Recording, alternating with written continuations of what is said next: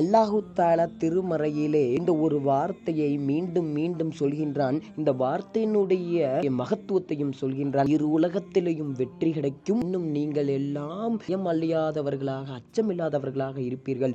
கூலி என்பது மகத்துவத்தினுடைய மகத்துவமாக இருக்கும் என்பதாக அல்லாஹு தாலா சொல்கின்றான். சூரத்துல் ஜுமரிலே சொல்கின்றான், வசீகல்லதீன தக்குல்லாஹ். அல்லாஹ்விற்கு அஞ்சி சரியான முறையிலே நடந்து கொள்கின்றாரோ, வணக்கங்களிலும் சரி, குடும்பத்திலையும், வியாபாரத்திலையும், தொழிலையும், அகலாக்கக்கூடிய எல்லா விஷயங்களிலும் சிலர் அல்லாஹ்வின் பக்கம் வந்துவிட்டு மற்ற இதர காரியங்களை விட்டு விடுவார்கள். இதர காரியங்களின் பக்கம் சென்று விட்டு அல்லாஹ்வை விட்டு விடுவார்கள். இப்படி இருக்கக்கூடாது.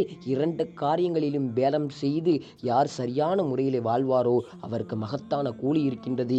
இரு உலகினுடைய மிகப்பெரிய ஒரு மாபெரும் வாழ்வாதாரம் இருக்கின்றது. மட்டுமல்ல, அல்லாஹ்வினுடைய பொருத்தம் அவருக்கு இருக்கின்றது. பொருத்தம் கிடைத்துவிட்டால் அவருக்கு மறுமையினுடைய விஷயத்தை கண்டு அவருக்கு பயம் இருக்காது என்பதை அல்லாஹு தாலா மீண்டும் சொல்கின்றான். அந்த குறிப்பான வார்த்தை என்னவென்றால், இத்தகுல்லா, அல்லாஹ்விற்கு அஞ்சி விடுங்கள் என்பதாக அல்லாஹு தாலா சொல்கின்றான். ஒரு விஷயத்தை நம் மனதுகளில் ஏற்றுக்கொண்டோம் என்றால் நாம் தான் அல்லாஹ்விற்கு மிக மிக நேசக்கூடியவர்களாக ஆகிவிடுகின்றோம். இந்த இத்தகுல்லாவில் வாழ்ந்தவர்கள் தான் சஹாபாக்கள், தாபீன்கள், நாதாக்கள், வலிமார்கள் எல்லாம் நாம் சத்திய வரலாற்றுகளிலே பார்க்க முடிகின்றது. ஆகவே வல்ல ரஹ்மான் ஒவ்வொரு முஸ்லிம்களினுடைய உள்ளத்திலையும் அல்லாஹ்வினுடைய அந்த இத்தகுல்லா என்ற விஷயத்தை நமக்கு போட்டு வாழச் செய்வானாக.